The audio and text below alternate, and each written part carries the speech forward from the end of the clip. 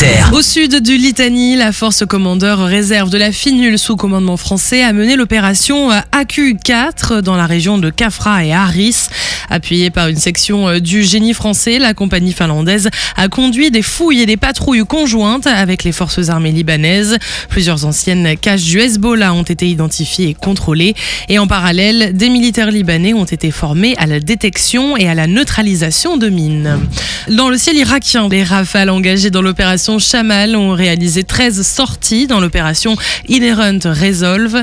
Certaines missions ont été menées selon le concept de Partner Nation Integration au profit de l'entraînement des contrôleurs de défense aérienne irakiens.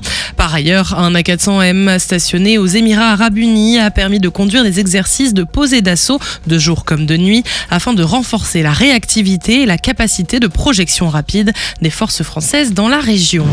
Début février, près d'une centaine de militaires français sont arrivés au camp de Taji au sein de la Task Force Lamassu pour poursuivre la formation des forces irakiennes. Cette relève illustre la continuité et la solidité du partenaire franco-irakien en matière de formation militaire. Dans la région, une frégate multimission et un avion de patrouille maritime ATL-2 poursuivent leur patrouille de surveillance. La frégate a notamment mené un exercice interarmé de recherche et de sauvetage avec le concours d'un avion de transport A400M basé sur la base aérienne aux Émirats Arabes Unis. L'exercice multinational Spears of Victory s'est achevé la semaine dernière, organisé par le Saudi Air Warfare Center. 4 Rafales français ont été engagés pour des exercices réalistes couvrant l'ensemble du spectre des opérations aériennes. Dans le cadre du traité de coopération en matière de défense, le TCMD, la France poursuit son soutien aux forces françaises stationnées à Djibouti. Les Mirage 2005 et Mirage 2000D ont effectué 14 sorties aériennes, participant ainsi à la défense de l'espace aérien djiboutien. On part au Gabon maintenant, où le sous-groupement tactique français poursuit son accompagnement des élèves de l'École nationale de formation des officiers de Mandilou avec la formation combat en forêt et lutte contre la criminalité environnementale. En complément, les détachements d'instruction opérationnelle DIO sont également menés dans le domaine du génie, de la protection de l'espace maritime, du tir de précision et de la sécurité routière.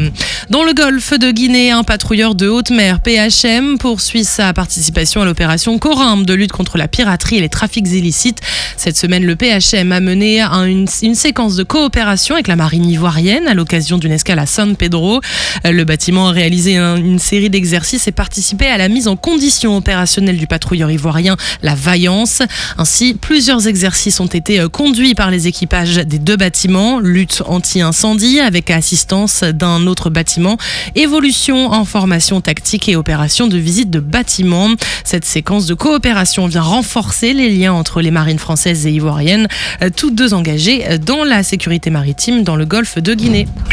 Sur terre, sur mer, comme dans les airs. Skyrock PLM, en équipe avec Uneo, la mutuelle des forces armées.